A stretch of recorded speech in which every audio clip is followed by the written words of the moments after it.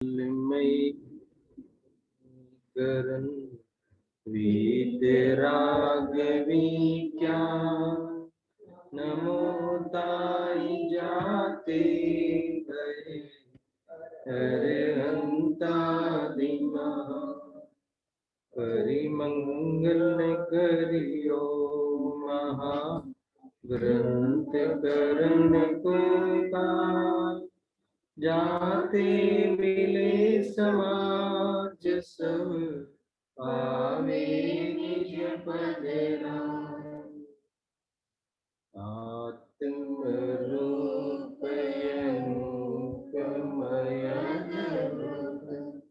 ज्ञानी भव सिंह करो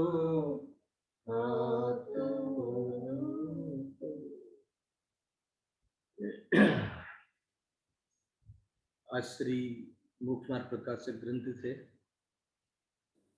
આજે આપણે 7મા અધિકાર પર સ્વાધ્યાય પ્રારંભ કરી રહ્યા છીએ. જે મોક્ષમાર્ગ પ્રકાશકના જે 9 અધિકાર વિશે આપણે સંક્ષિપ્ત સ્વરૂપની ચર્ચા થઈ ચૂકી છે. હવે 7મો અધિકાર આપણે સ્વાધ્યાયમાં લેવો છે. તો અહીંયા 7મા અધિકારનું નામ આપ્યું છે જૈન મતાનુયાયી મિથ્યા દૃષ્ટિનું સ્વરૂપ. એનું જે હેડિંગ છે, જે અધિકારનું જે હેડિંગ આપ્યું છે એ સંબંધી પહેલા આપણે થોડી ચર્ચા કરીશું કે જૈન મત અનુયાયી મિથ્યા દૃષ્ટિનું સ્વરૂપ. એટલે કે એવા જીવોનું અહીંયા વર્ણન કરવામાં આવી રહ્યું છે કે જે જૈન મતના ફોલોઅર્સ છે. સુયશભાઈ સાંભળજો કે જૈન મતના ફોલોઅર્સ છે છતાં મિથ્યા દૃષ્ટિ છે. એટલે આ તો એક આશ્ચર્યની વાત છે કે જે જૈન મતના અનુયાયી ફોલોઅર્સ એટલે કે જે વિતરાગી દેવશાસ્ત્ર ગુરુને માને છે, અર્થાત તો વિતરાગી દેવશાસ્ત્ર ગુરુની શ્રદ્ધા છે, છતાં પરિણામમાં મિથ્યાત્વ છે.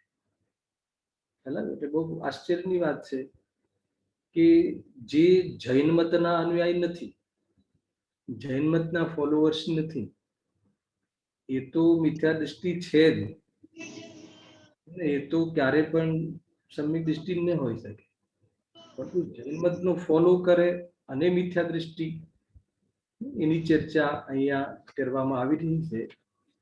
હવે આ અધિકારને પ્રારંભ કરતા પહેલા આ અધિકારમાં કયા મિથ્યાત્વની ચર્ચા છે એ સંબંધી, અથવા તો આ અધિકાર ગ્રહિત મિથ્યાત્વનો અધિકાર છે કે અગ્રહિત મિથ્યાત્વનો અધિકાર છે એ સંબંધી થોડીક ચર્ચા આપણે કરવી છે. જ્યારે આ અધિકારનો પ્રારંભ થયો હતો, ગુરુદેવસિંહે જ્યારે આ સ્વાધ્યાયમાં લીધો હતો એ વખતે આ વાત ઉપર ઘણી બહેસ થયેલી છે. તમને ખ્યાલ બી હશે કે આ અધિકારને ગ્રહિત મિથ્યાત્વનો અધિકાર કહેવો કે અગ્રહિત મિથ્યાત્વનો અધિકાર કહેવો. તો પંડિતજી જે દુઃખના કારણોની ચર્ચા અહીંયા કરી છે, અર્થાત તો જે ચોથા અધિકારથી લઈને 7મા અધિકાર સુધી 4, 5, 6 અને 7 એ 4 અધિકારોમાં દુઃખના કારણોની ચર્ચા કરી છે. બરાબર છે. હવે એના એ 4 અધિકારમાંથી આ છેલ્લો અધિકાર છે.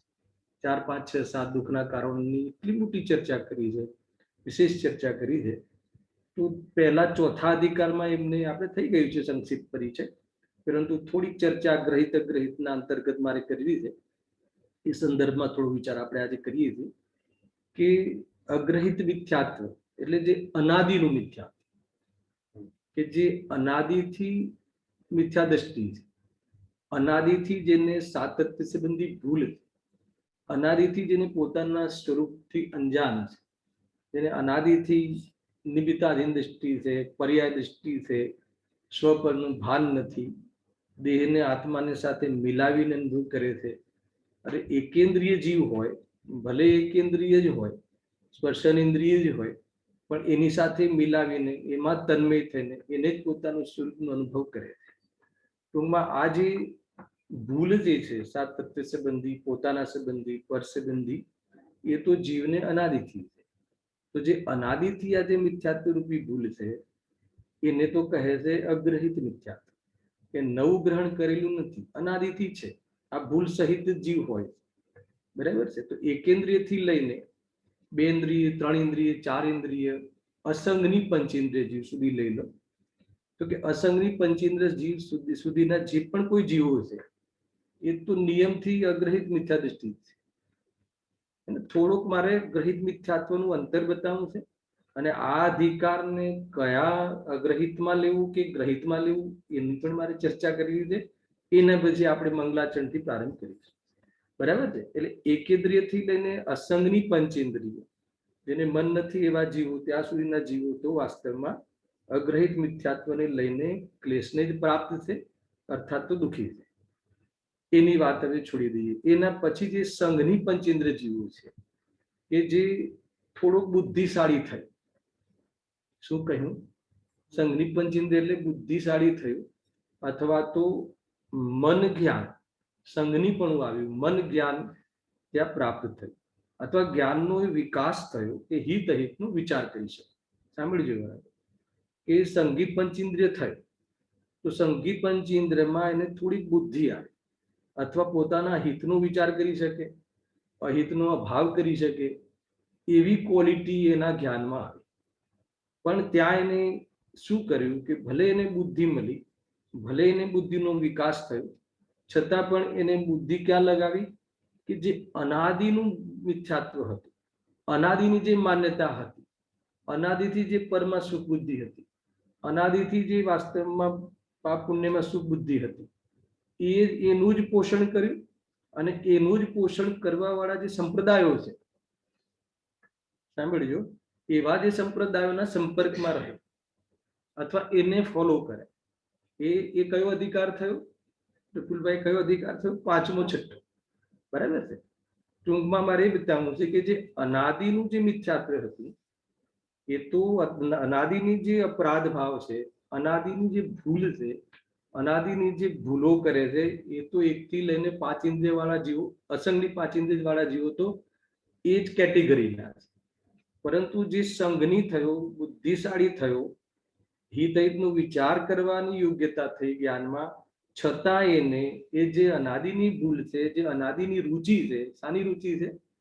પરમ સુખ બુદ્ધિ છે, પરની રુચિ છે, વિભાવની રુચિ છે, એકત્વ, મમત્વ, કર્તૃત્વ આદિ એ સંબંધી જેને રુચિ છે, તો એ રુચિનું જ પોષણ કરાવવા વાળા જે સંપ્રદાયો છે, એવા જે મત છે, એવા મતનો અંગીકાર કર્યા, એવા મતનો ફોલોવર્સ બની અને ફરીથી એ જે એની જે બુદ્ધિ છે એનો દેવાળું કાઢ્યું એમ કહો તો બી ચાલે, અથવા દુરુપયોગ કર્યો, તો એ થઈ ગયું ગ્રહિત મિથ્યાત્વ, બરાબર છે.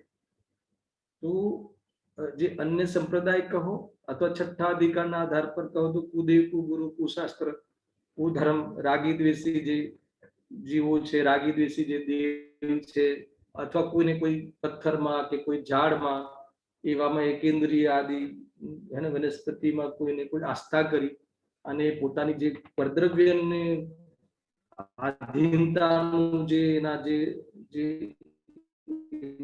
ભૂલ હતી એ જ અપચિંતન કર્યું.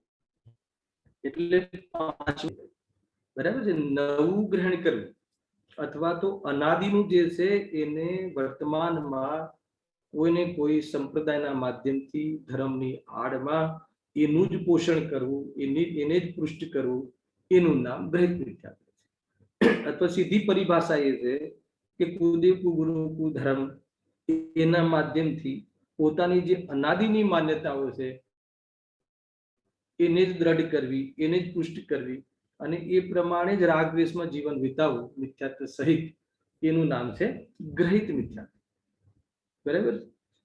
તો જે સંઘની પંચેન્દ્રિયપણામાં આવીને એને પાછું આ જ કર્યું, તો પાંચમો ને છઠ્ઠો અધિકાર તો ગ્રહિત મિથ્યાત્વનો થયો.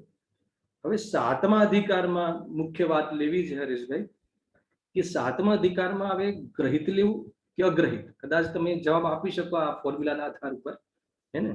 કેમ કે અહીંયા અગ્રહિત મિથ્યાત્વ લાગુ નથી પડતું, આ ગુરુદેવશ્રી આ વાત એ વખતે બહુ બહેસ થયેલી કે આ કયા ગ્રહિતમાં લઈ જાઉં કે અગ્રહિતમાં લઈ જાઉં, તો ગુરુદેવશ્રીએ કહ્યું કે આ ગ્રહિત મિથ્યાત્વનો અધિકાર છે. કેમ ગ્રહિત મિથ્યાત્વનો અધિકાર છે? હે હા, કેમ કે જો અગ્રહિત મિથ્યાત્વનો અધિકાર હોત તો અહીંયા એકેન્દ્રિય, બે ઇન્દ્રિય, ત્રણ ઇન્દ્રિય એ બધા જીવોના માટે વાત હોય. પણ હેડિંગમાં શું લખ્યું છે? જૈન મત અનુયાયી. ચાર ગતિમાં બી સિલેક્ટ કોને કર્યા? મનુષ્ય ગતિ. અને મનુષ્ય ગતિમાં બી સિલેક્ટ કોને કર્યા? જૈન મત. હે ને? મનુષ્ય ગતિના જીવોમાં પણ એમને કયા કયા જીવોને લીધા રાકેશભાઈ? એમને જૈન મત અનુયાયી, બરાબર છે, કે જે જૈન મતના ફોલોવર્સ છે, અર્થાત તો જૈન ધર્મને અંગીકાર કર્યો છે અથવા જૈન ધર્મના અનુસાર જેનું જીવન છે, સ્વાધ્યાયી જીવ છે, હે ને? જૈન સિદ્ધાંતોનો જાણકાર છે, જૈન સિદ્ધાંતોનો અભ્યાસુ છે, શાસ્ત્રોનો અભ્યાસુ છે, અર્થાત બીજું જૈન આજ્ઞા પ્રમાણે એનું આચરણ છે, એનું જીવન છે, બધું જ બરાબર છે. ટૂંકમાં એ મારે બતાવવું છે કે એવા નિમિત્તોના પાસે છે, એવી જગ્યાએ એનું મતલબ કે સંયોગ થયો છે કે જ્યાં અનાદિના મિથ્યાત્વના અભાવ થવાનો અવસર છે. સાંભળજો બરાબર. અને આપણે કહીએ છીએ ને કે મનુષ્ય ભાવ મળ્યો, પછી જૈન ધર્મ મળ્યો, જૈન ધર્મમાં પણ દિગંબર જૈન ધર્મ મળ્યો, સાચો ધર્મ મળ્યો, એના પછી બી એને ગુરુદેવશ્રી મળ્યા. હવે બાકી શું રહ્યું? શાના માટે? અજ્ઞાનના અભાવ કરવા માટે હવે બાહ્ય કારણોમાં બાકી શું રહ્યું? है ना?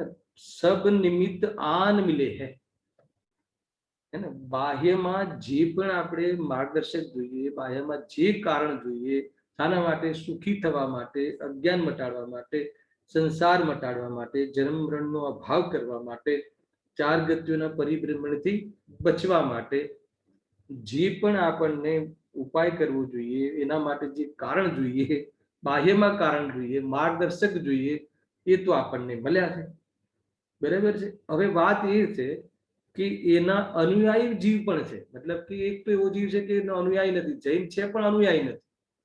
પણ આ તો એવો જીવ લીધો છે, અહીંયા એવા જીવોની વાત કરી છે હરેશભાઈ, બની શકે કે આપણા પર આંગળી ઉઠી શકે છે, બની શકે કે આ લિસ્ટમાં આપણે આવી શકીએ છીએ. ધ્યાન રાખજો. એટલા માટે આ અધિકાર બહુ મહત્વનો છે ને, કે એક પ્રકારથી સાચા દેવશાસ્ત્ર ગુરુ મળ્યા, અને એટલું જ નહીં, એની આજ્ઞા અનુસાર જીવન પણ વિતાવે છે, બરાબર છે, તો પણ મિથ્યા દ્રષ્ટિ છે.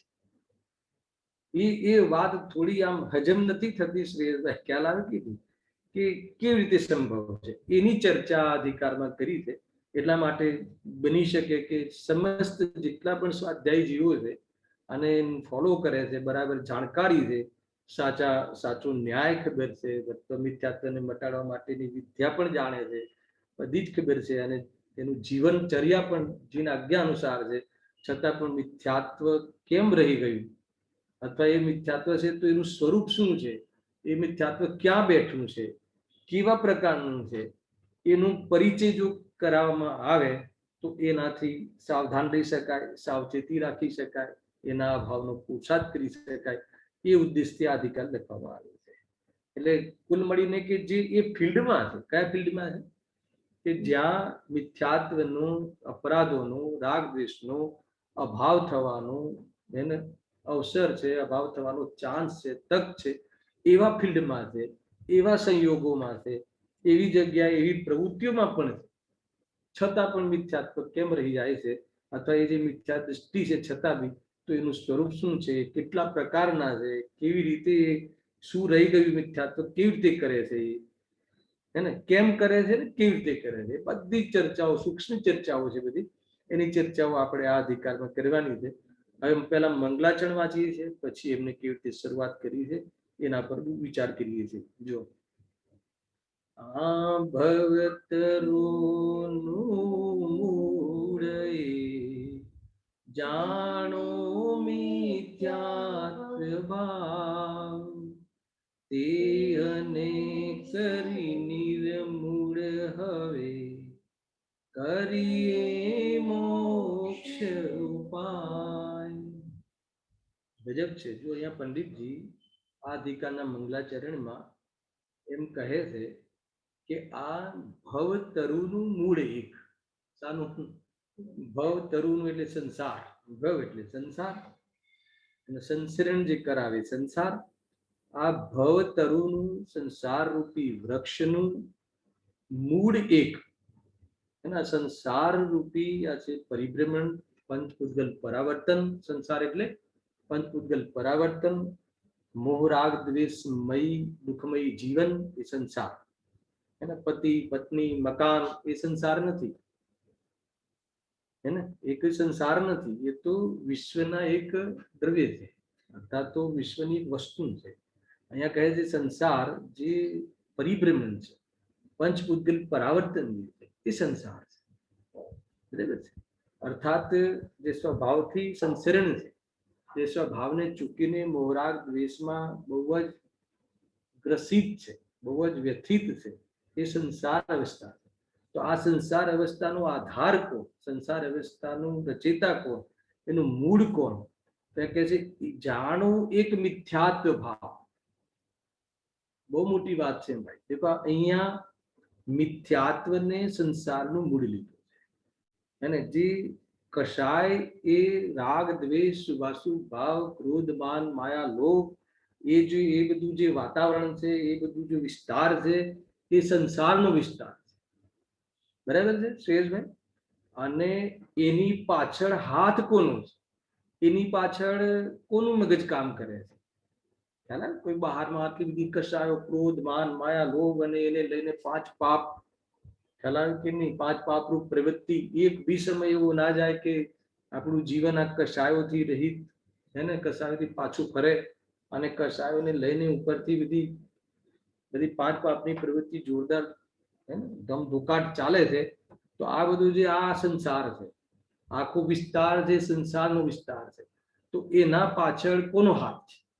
એ ચાલવા પાછળ કોણ કામ કરે છે? તો કે મિથ્યા, ખોટી શ્રદ્ધા, ખોટી માન્યતા. આ જે શ્રદ્ધા સંબંધી જે ભૂલ છે, એ બહુ મોટી ભૂલ છે. વાસ્તવમાં લોકમાં પણ કહેવાય છે પ્રફુલભાઈ કે શ્રદ્ધાનો લૂંટેરો એ સૌથી મોટો લૂંટેરો. કોઈ રૂપિયા લઈ જાય ને તો કે પરવડે, પરંતુ આપણને ધોખો આપીને લઈ જાય તો આપણે શું કહીએ છીએ? એનું મને દુઃખ છે કે તું રૂપિયા લઈ ગયો, તું જે પણ કંઈ કર્યું એનું મને તકલીફ નથી, પણ તે મારી શ્રદ્ધાને એને તોડીને એ સૌથી મને તકલીફ છે. લોકમાં પણ એવું છે ને, થોડું વિચારવા જેવું છે. દેખો આ જે છે ને કે મિથ્યાત્વ, થોડુંક ઓર વિસ્તાર કરીએ આમાં, સમજવા જેવું છે.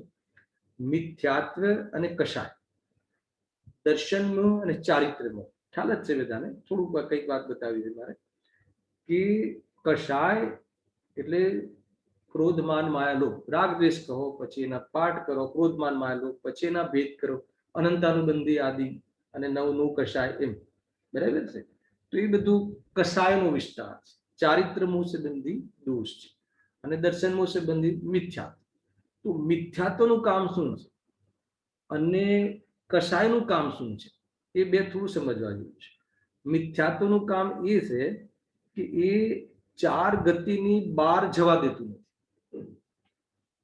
મિથ્યાત્વ, હે ખ્યાલ આવે? મિથ્યાત્વનું કાર્ય શું છે કે જીવને 4 ગતિની બહાર જવાના. અને કશાયનું કામ શું છે કે 4 ગતિમાં રખડા. એને શુભાશુભ ભાવ, ઘડીમાં સ્વર્ગમાં જઈ આવે, ઘડીમાં નરકમાં જઈ આવે, ઘડીમાં તિર્યંતમાં જઈ આવે. તો એ 4 ગતિમાં જે અલગ અલગ અલગ અલગ ફરે છે, એનું એમાં કોણ કામ કરે છે? શુભાશુભ ભાવ. પરંતુ 4 ગતિમાંથી બહાર ના નીકળી જાય, 4 ગતિમાં બન્યો રહે જીવ, એના માટે કોણ કામ કરે છે? મિથ્યા. બહુ બહુ મનોવિજ્ઞાન છે, બહુ લોજિકલ વાત છે. કેમ કે જ્યાં સુધી એને એમ લાગે કે મને સ્વર્ગમાં સુખ મળે, એમ લાગે કે નરકમાં સુખ મળે, હે ને, નરકમાં કોઈને અહીંયા મારામારીમાં સુખ લાગે, એનો અર્થ શું થઈ ગયો કે નરકમાં સુખ લાગે. તું એમ કે થોડી નરકમાં કોઈને સુખ લાગતું હશે. તો અહીંયા જે મારામારી કરે છે, તો એ મારામારી શાના માટે કરે? સુખ માટે કરે છે, સુખીતા માટે કરે છે. માર ખાય એ બી સુખ માટે અને મારે એ બી સુખ માટે. આ તો બધાને બધી ખબર છે. એ વાતો મોટા મોટા બધા ચાલે છે, માર ખાવાના બધા મોટી મોટી ક્લબો ચાલે છે ને. તો કહે છે કે એ બધું શું છે? હા, એ જે બી બોક્સિંગ આદિ જે બી હોય, એટલો ખ્યાલ નથી, થોડો થોડો ખ્યાલ છે. હા, જે બી હોય, બધાને બધી જ ખબર છે. તો એ બધું શું છે તો કે એનો અર્થ કે દરેકમાં પણ સુખ બુદ્ધિ છે. એટલે કે એને જ્યારે પરદ્રવ્યમાં પરમાણુ માત્રમાં સુખ બુદ્ધિ લાગે તો વિશ્વમાં અનંત દ્રવ્યો છે.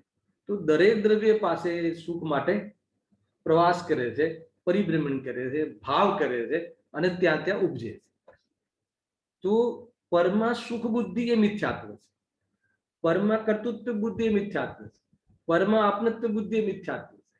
है ना, એ પર દ્રષ્ટિ પરમને પરમાં હું કંઈક કરી શકું કે પર મારું કાંઈ કરી શકે, પર મને સુખી દુઃખી કરી શકે, કે એ મારા થઈ શકે, કે હું એનો થઈ શકું અને હું એનો થઈને મને આનંદ રહે, એ મારો થઈ જાય તો મને ગમે.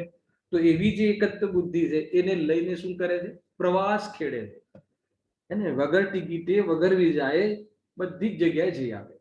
કોઈ વિઝાની જરૂર નથી, કોઈ વેક્સિનની જરૂર નથી પ્રફુલભાઈ, કોઈ યલો ફીવરની જરૂર નથી. એમ બધી જગ્યાએ એ જઈ આવ્યો છે, એક બી ક્ષેત્ર બાકી નથી રાખ્યું. તો એ કેમ નથી રાખ્યું? તો કે એ મિથ્યાત્વને લઈને, ખોટી શ્રદ્ધાને લઈને એ રખડે છે. તો જો આમ બી એક બહુ જબરજસ્ત વસ્તુ છે કે શ્રદ્ધા જે છે ને, તો જે બહારમાં બી સુખ દુઃખ જે પણ કાંઈ છે એ વસ્તુને આધીન નથી. થોડું સમજો બહુ ધીરજથી. જે બી સુખ દુઃખ છે એ વસ્તુને આધીન નથી, એ વ્યક્તિને આધીન છે. થોડું ભારે પડશે પણ સમજજો કેવી રીતે. માની લો કે મારી ઓફિસમાં જે કોઈ મેનેજર છે, જે પણ કોઈ રાઈટ હેન્ડ લેફ્ટ હેન્ડ જે પણ કોઈ છે, બરાબર છે, એમાં એના પ્રત્યે મારી શ્રદ્ધા છે કે આ કેવો છે? સાહુકાર છે. ભલે પછી એ ચોર હોય, પણ મારી શ્રદ્ધા એમ છે કે મારો સ્ટાફ, મારો મેનેજર કેવો છે? સાહુકાર.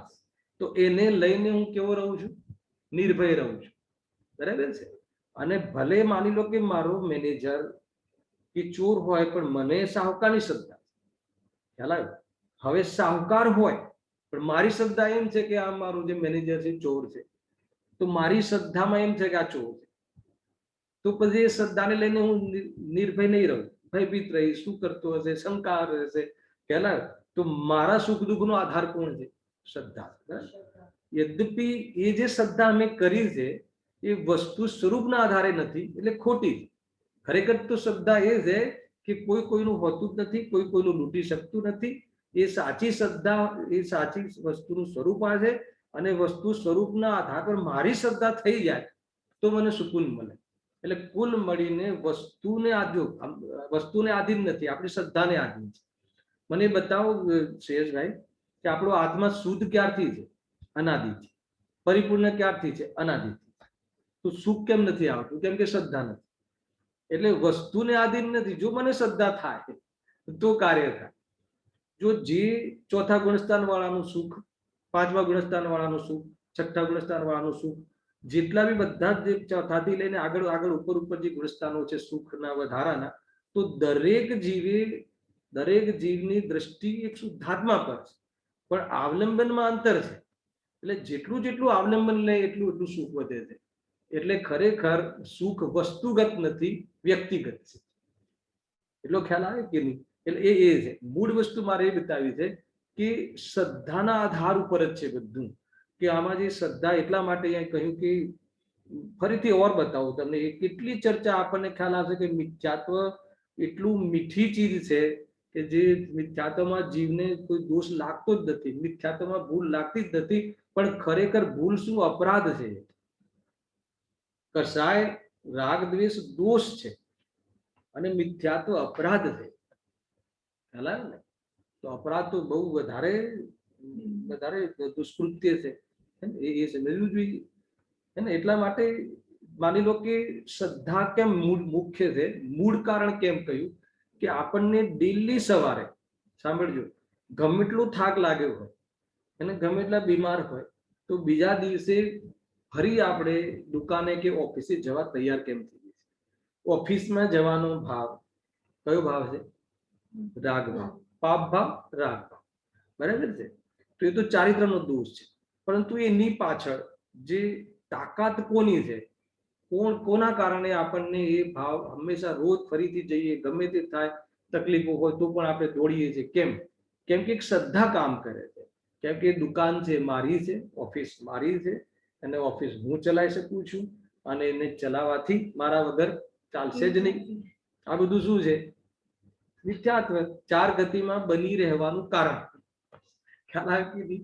ચાર ગતિમાં પરમેનન્ટ રહેવાનું કારણ. તો કે આપણને રોજ ને રોજ કેમ આપણને કોઈ કંટાળો કેમ નથી આવતો?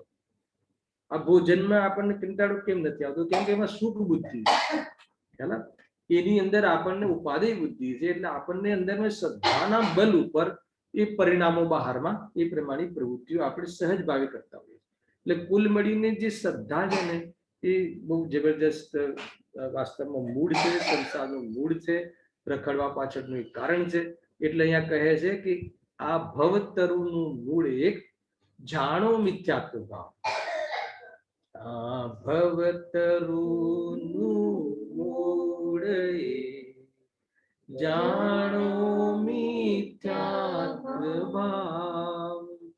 ખ્યાલ આવ્યો કે નહીં? બહુ જબરજસ્ત. આ તો શ્રદ્ધામાં મિથ્યાપણું, આપણી માન્યતામાં મિથ્યાપણું, પોતાના બારામાં અને પરના બારામાં જે આપણી ખોટી માન્યતાઓ છે, આપણે એકબીજાના કારણ કાર્ય માનીએ છીએ, એકબીજાને આધાર આદે માનીએ છીએ, એકબીજાના સ્વસ્વામી સિદ્ધિ આપણે જે ભૂલ કરી રહ્યા છીએ અને એમાં આપણને ભૂલ નથી લાગતી.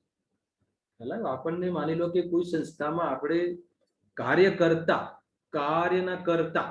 છીએ, કાર્યના કરતા છતાં આપણે માન લો કે આપણને કોઈ સંસ્થામાં કોઈ બાહ્યમાં કારોબારીમાં હોઈએ તો જ્યાં સુધી આપણું નામ ન લેવાય કે ભાઈ આ ફલાણા ભાઈ છે, અમારા સેક્રેટરી છે કે પ્રમુખ છે કે જે બી હોય, તો કે એના એ બહુ જબરજસ્ત અમારી સંસ્થા સંભાળે છે અને એમના જ અંદરમાં આ બધા વિકાસ થાય છે, તો કેવું સારું લાગે.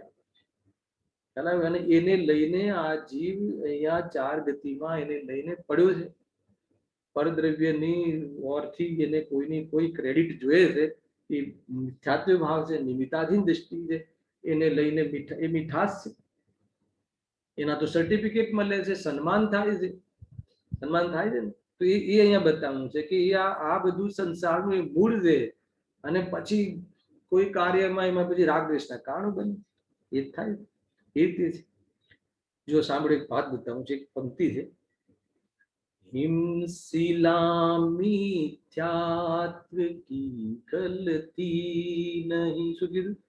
हिमशिला मिथ्यात्व की गलती नहीं, मोह की गहराइयां मिटती नहीं. क्या कहा? हिमशिला मिथ्यात्व की गलती नहीं, मोह की गहराइयां मिटती. હિમશિલા, ઠંડક લાગે. એમ લાગે કે તમે કેટલું સરસ પ્રવચન કરો છો, તમે કેટલા સરસ ખુલાસા કરો છો, તો આપણને ત્યારે એમ લાગે કે હું પ્રવચનમાં સફળ છું અથવા તે મારું જીવન સફળ છે.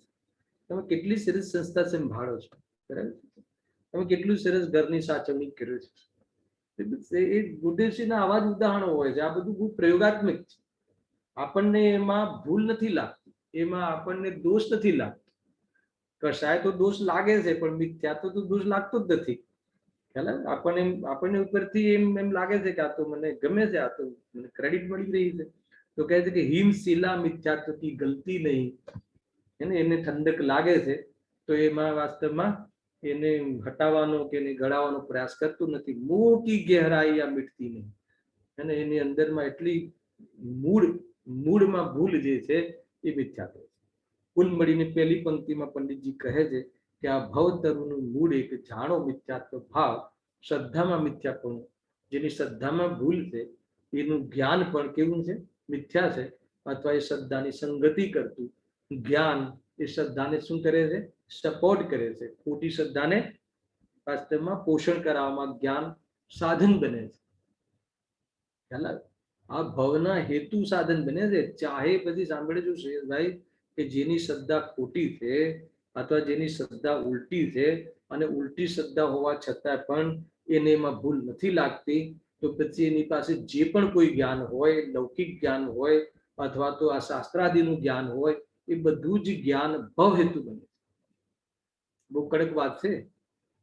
કેમ કે એ જે ખોટી શ્રદ્ધા છે ને, જેનો બેઝ ખોટો છે, જેની શ્રદ્ધામાં ભૂલ છે, તો તો એ ભલે એ સ્વાધ્યાય આદિ કરીને એનું જ્ઞાન આ હોય તો એ ગાઢું જ્ઞાનમાં એકત્રિત કરી જશે. ખ્યાલ આવે? તો અર્થાત તો એ જ્ઞાન બધું જ જે પણ શાસ્ત્ર જ્ઞાનમાં પણ એનું માન કશાયનું પોષણ કરશે. ખ્યાલ આવે હરેશભાઈ? એટલે આ બધું એનું જ્ઞાન પણ એ શ્રદ્ધા, જે જ્યાં રુચિ છે, રુચિ અનુયાયી વીર્ય, વીર્ય બી એ તરફ જ કામ કરશે, જ્ઞાન બી એમાં સમર્પિત રહેશે. તો શ્રદ્ધા ખોટી તો પછી એનું જ્ઞાન ભલે જાણકારી વાળું સાચું જ્ઞાન હોય તો હું સાચું જાણું છું એવું અહંકાર કરીને વાસ્તવમાં એ સંસાર વધારશે, બીજું શું કરશે?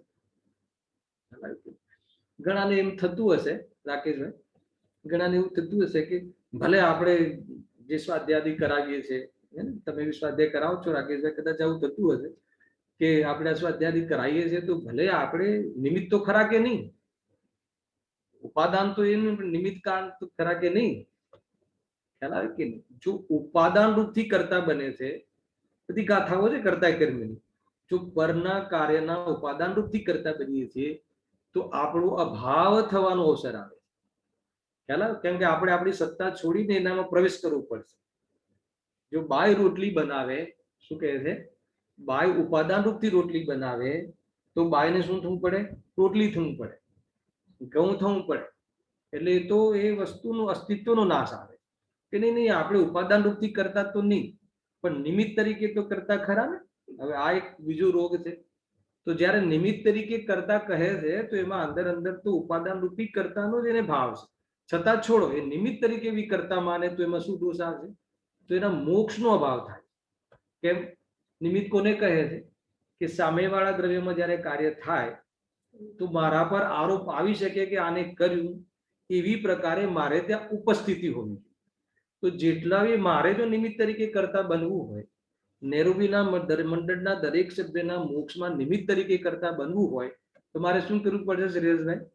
તમે બધા જ્યાં સુધી મોક્ષ ના જાઓ ત્યાં સુધી મારે શું થવું પડશે? તમારે ઉપસ્થિત રહેવું પડશે. મારે તમારી સાથે ઉપસ્થિત રહેવું પડશે.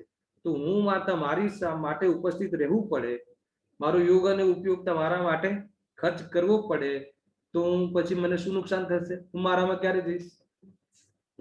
તો હું મારા સ્વરૂપમાં નહીં જઈ શકું. એટલા માટે જો નિમિત્ત તરીકે બી કરતા બનવાનું અંદરમાં તમને અહમ હોય, એ તરફ ક્રેડિટ લેવાનું અંદરમાં મિથ્યાત્વ, રસિક મિથ્યાત્વ લાગતું હોય, એમાં રસ લાગતો હોય તો તને ખ્યાલ નથી કે તારા તેમાં મોક્ષનો અભાવ થઈ જાય. એટલે જે પણ આ એકત્વ, મમત્વ, કર્તૃત્વ, ભોક્તૃત્વ, એ બધી જે ખોટી બુદ્ધિ છે એ વાસ્તવમાં એ મિથ્યાત્વ છે. એનું એ શ્રદ્ધા ખોટી છે. એને લઈને જ્ઞાન બી દિશામાં, જ્ઞાન બી ભવનો હેતુ બને છે.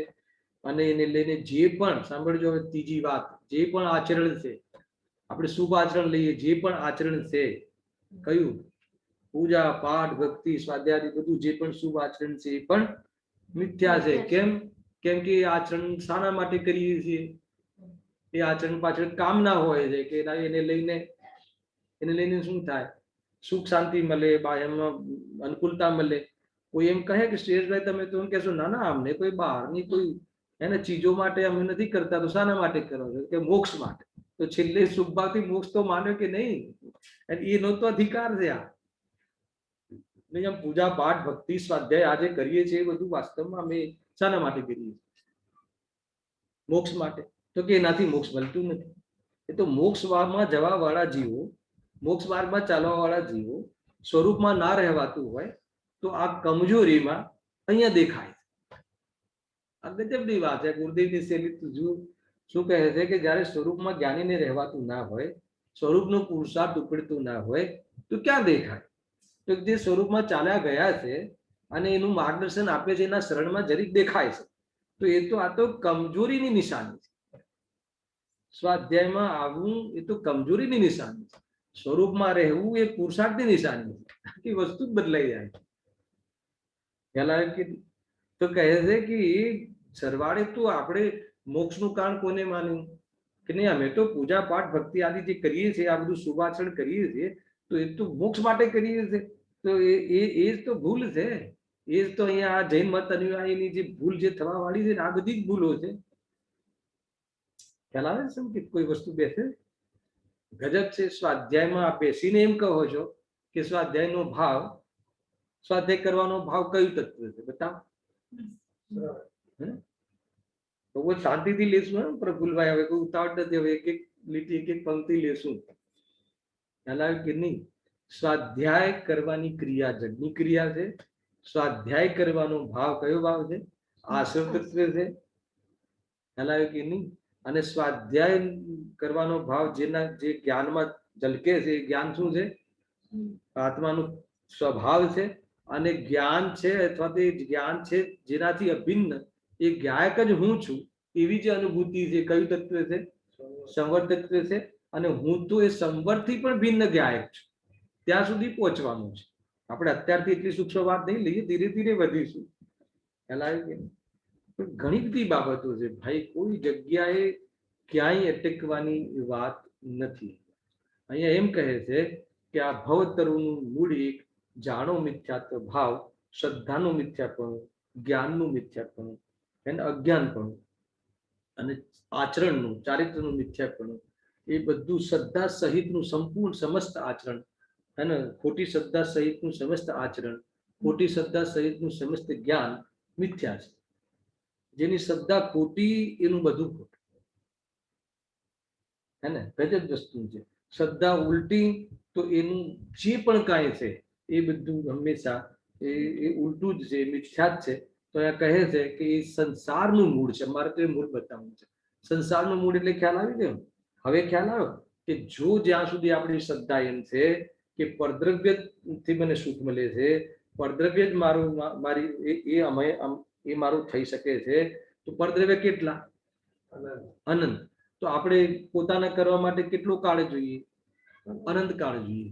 તો અનાદિથી આજ સુધી કેટલો કાળ ગયો? અનંત. કેટલા દ્રવ્ય આપણા થયા? એક પણ નથી થયું. શ્યોર? અમારા અહીંયા બધા સભામાં બેઠા છે કે એક પણ નથી થયું એમ કહે છે પ્રફુલ્લ. એક પણ દ્રવ્ય પોતાનું નથી થયું, તો પછી એનો અર્થ શું થઈ ગયો?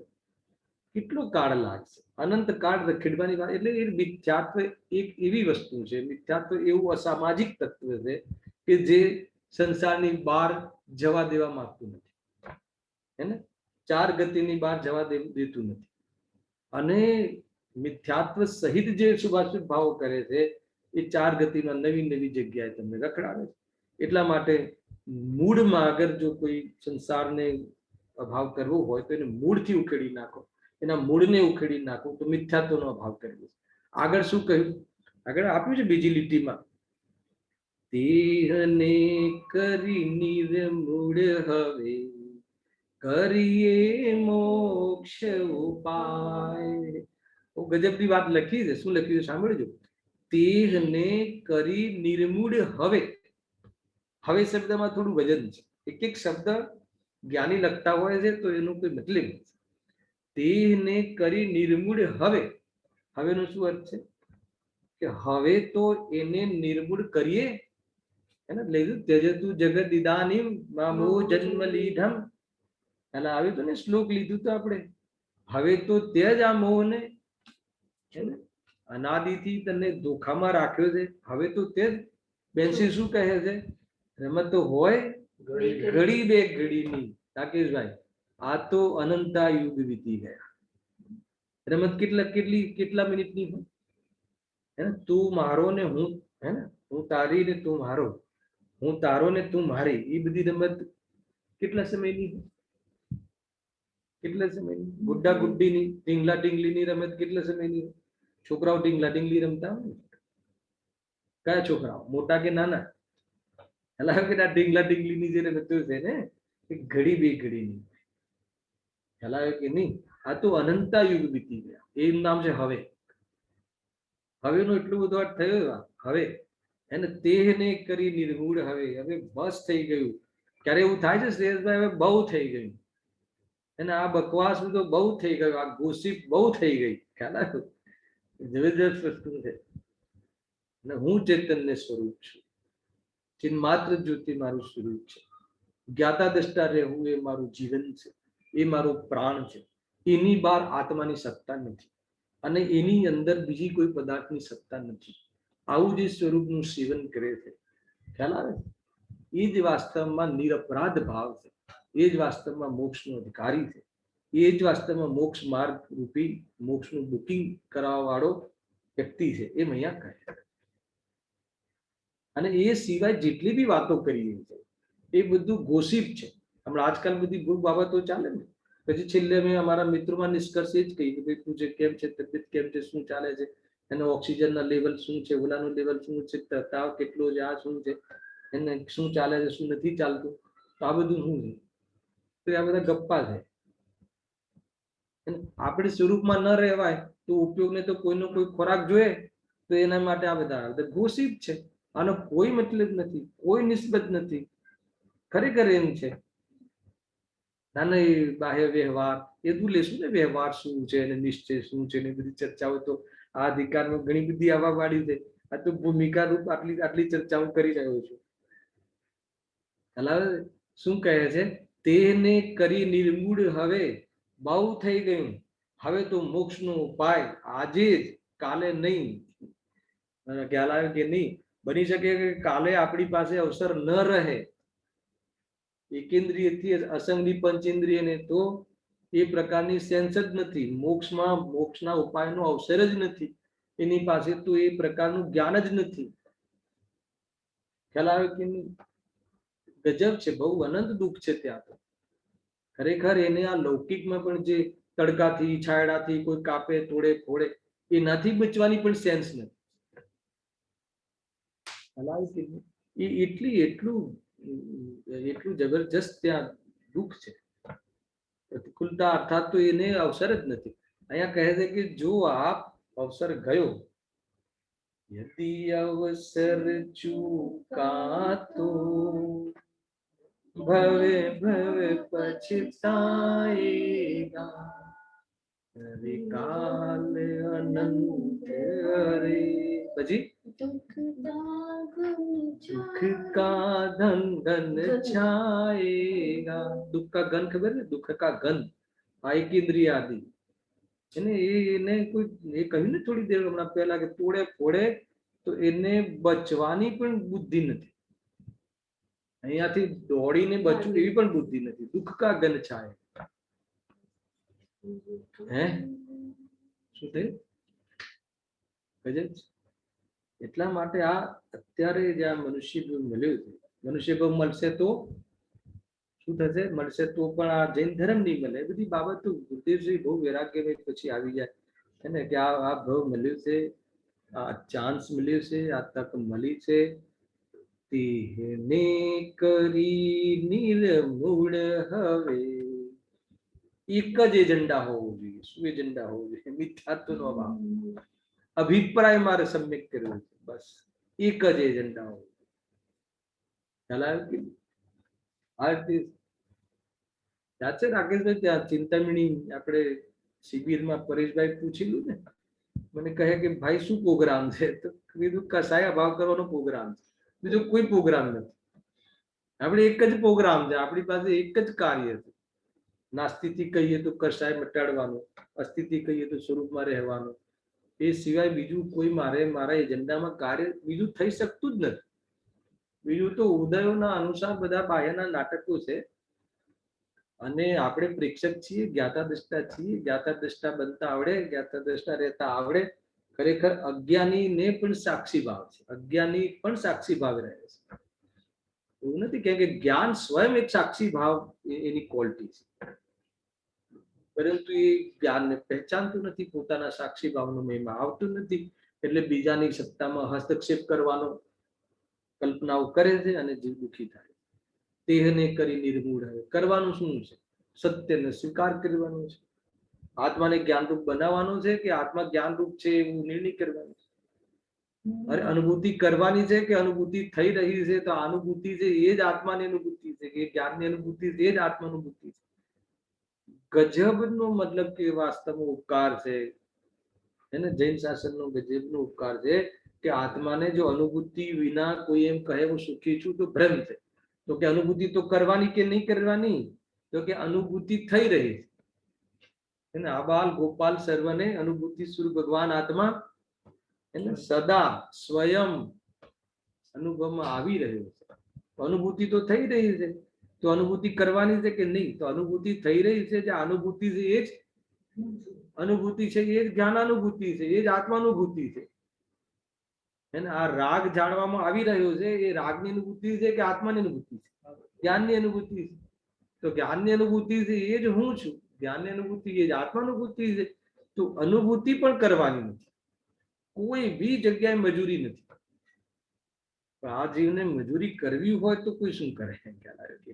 એ પ્રમાણે મંગલાચરણમાં પંડિતજી કહે છે કે દેહને કરી નિર્મૂળ હવે કરીએ મોક્ષ ઉપાય. એટલી શાંતિ લાગે કે હવે આપણે મોક્ષનો ઉપાય કરવો જોઈએ. બધા ભગવાન છો અને ભગવાન થાવ. ભગવાન થાવ પાછું કહ્યું, અને ભગવાન થવામાં પણ શું કરવાનું છે કે હું ભગવાન છું એમ નક્કી કરવાનું. ભગવાન થવામાં પણ કઈ એવું નથી કે કોઈ વ્રત તપ કરવાના છે કે જંગલમાં રહેવાનું છે કે નહીં. એને એ તો વાસ્તવમાં આત્માનું કામ જ નથી. એ તો બાહ્યમાં સહજ થવા વાળી પ્રક્રિયાઓ છે. ખરેખર આત્માએ તો આત્મામાં રહેવાનું છે, એ જ કામ છે. એને એટલું સરળ અને સહજ કામ છે. એને ઉપવાસ કરવાનું કામ આત્માનું છે જ નહીં. એને તો કોણ કરે છે? તો કે બાહ્ય કાર્ય છે, એને જ્ઞેય માત્ર છે. એવી બધી ચર્ચાઓ છે, એની ચર્ચા વિશેષ આવશે. હવે આ મંગલાચરણ પછી ખાલી થોડુંક સ્ટાર્ટ કરી દઉં છું, અને મુખ્ય હવે પ્રકરણ ચાલુ થાય છે. જુઓ, હવે જે જીવો જૈન છે તથા જીન આજ્ઞાને માને છે તેમને પણ મિથ્યાત્વ રહે છે, તેનું અહીં વર્ણન કરીએ છીએ. કારણ કે એ મિથ્યાત્વ શત્રુનો અંશ પણ બુરો છે, તેથી એ સૂક્ષ્મ મિથ્યાત્વ પણ ત્યાગવા યોગ્ય છે. સૌથી પહેલા આ જેને કહેવાય ભૂમિકા રૂપ, ઉત્થાનિકા રૂપ, આજે 3 પંક્તિ લખી છે, એનું બહુ વિશેષતામાં મર્મ છે. થોડીક ચર્ચા કરું છું, પછી સમાપ્ત કરું છું. આમાં એમ કહે છે કે આજે પહેલી પંક્તિ છે ને, સમજી. હવે જે જીવો જૈન છે તથા જીન આજ્ઞાને માને છે તેમને પણ મિથ્યાત્વ રહે છે. આના ઉપર આખો અધિકાર છે શ્રેય. તો જીન આજ્ઞાને માને છે એ શું છે, અને જીન આજ્ઞા માનવા છતાં મિથ્યાત્વ રહે છે એનું સ્વરૂપ શું છે? આ 2 પોઈન્ટો દરેક ટોપિકમાં વિચાર કરવાનો છે. ખ્યાલ આવ્યો? કેમ કે આ બંને વાત એકબીજાને આપણને બેસતી નથી, એકબીજાના વિરોધમાં લાગે છે. આનો આપણે ખુલાસા કરીશું કે હવે જે જીવો જૈન છે, જૈન છે એટલે કોણ? જીન, જે જૈન કુલમાં જન્મ્યા છે એને અહીંયા જૈન કીધું છે. કુલ અપેક્ષા એ જૈન. જે ઇન્દ્રિયો જીતે જૈન, એ વાળા જૈન ની વાત નથી. શું કીધું? હવે જે જીવો જૈન છે એટલે કે જૈન કુળમાં જન્મ્યા છે, જેનું મતલબ કે લિસ્ટેડ જૈન છે, એના નામ નિક્ષેપ થી જૈન છે, ભાવ નિક્ષેપ થી નહીં. ખ્યાલ આવે કે નહીં? જેને ખ્યાલ હશે એને થોડું પકડમાં આવશે. તો હવે જે જીવો જૈન છે તથા જીન આજ્ઞાને માને છે, ગજબ છે, અને તેમને પણ મિથ્યાત્વ રહે છે. તો મને બતાવો શ્રેયસભાઈ કે જીન આજ્ઞાને માને અને મિથ્યાત્વ રહે એ વાત કેવી રીતે સંભવ છે? કાં તો જીન આજ્ઞાને માને નહીં અને મિથ્યાત્વ રહે, એ વાત તો બરાબર છે, બરાબર છે. પણ જીન આજ્ઞાને માને ને મિથ્યાત્વ રહે, અને તો જીન આજ્ઞાને માને તો મિથ્યાત્વ રહે નહીં. એક આજ્ઞા સમ્યક્ત્વ નામનું એક સમ્યક્ત્વ છે. એને આત્માનુશાસનમાં 10 ભેદ છે ને સમ્યક્ત્વ. એટલે શું આપણે બધું તો મેં આજ્ઞા સમ્યક્ત્વ કહ્યું છે. તો પછી જો જૈન આજ્ઞા માને તો એ તો સમ્યક દ્રષ્ટિ થાય. તો તમે અહીંયા એમ કેમ કહો છો? હવે આના ઉપર આપણે નેક્સ્ટ પીરિયડમાં આપણે રવિવારે ફરીથી મળીશું. અહીંયા ખાલી એક તમને પ્રશ્ન મૂકીને જાઉં છું કે ભાઈ આ જે જીન આજ્ઞાને માને છે એટલે શું, એક, અને અને છતાં પણ મિથ્યાત્વ રહે છે તો એ મિથ્યાત્વનું સ્વરૂપ શું છે? આ 2 પ્રશ્ન મૂકું છું, એનો જવાબમાં આનો વિસ્તાર થશે. શું કહ્યું? જીન આજ્ઞાને માને છે એ શું, અથવા તો અહીંયા જીન આજ્ઞાને માને છે એમાં શું લેવું? બરાબર છે. અને જીન આજ્ઞાને માને છે તો એ મિથ્યા દ્રષ્ટિ, જ્યારે જીન આજ્ઞાને માને છે તો કેવી રીતે માને છે? બરાબર છે. અને જ્યારે એ આજ્ઞા માને છે, જે રીતે બી માને છે, છતાં મિથ્યાત્વ રહે છે. અહીંયા તો પંડિતજીએ થોડી સોફ્ટ ભાષામાં કહ્યું છે કે મિથ્યાત્વ રહે છે. હું કડક ભાષામાં કહું તો એ મિથ્યાત્વને પોષે છે. હે ને? જૈન આજ્ઞા માની અને ઉપરથી મિથ્યાત્વને પુષ્ટ કરે. તો પછી પુષ્ટ કરે છે એનું સ્વરૂપ શું છે? એ મિથ્યાત્વ જે રહે છે, જૈન આજ્ઞા માનવા વાળાનું જે મિથ્યાત્વ છે એ કેવા પ્રકારનું છે? એ મિથ્યાત્વમાં શું છે? એનું સ્વરૂપ બતાવો. તો એ બે બે આ જે પોઈન્ટ છે એમાં આટલા બધા જે કાઉન્ટર પ્રશ્નો મેં કર્યા એને લઈને આપણે અગર જો વિચારીશું તો આનો જે મર્મ છે આને લઈને આખો અધિકાર સાતમો અધિકાર આના ઉપર જ ચાલશે. જ્યારે જ્યારે જ્યારે કોઈ બી જો નિશ્ચયાભાષીનું પ્રકરણ આવે, વ્યવહારાભાષીનું આવે, તો સૌથી પહેલા તમારે આ વિચારવાનું કે જીન આજ્ઞાને માને છે કેવી રીતે, એક.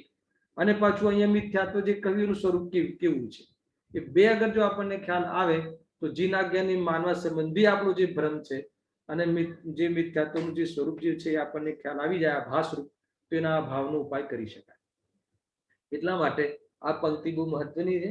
એની ચર્ચા હું રવિવાર અહીંયાથી પ્રારંભ કરીશ અને એના પછી સૌથી પહેલું પ્રકરણ નિશ્ચયાવલંબી જેના ભાષાનું નિરૂપણ એનો પ્રારંભ આપણે રવિવારે કરીશું. સહેજાનંદી શુદ્ધ સ્વરૂપ અવિનાશી રેકોર્ડિંગ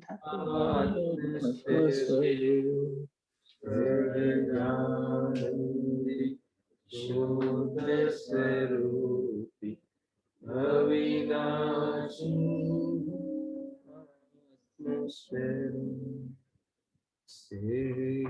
સહેજાનંદી શુદ્ધ સ્વરૂપી અવિનાશી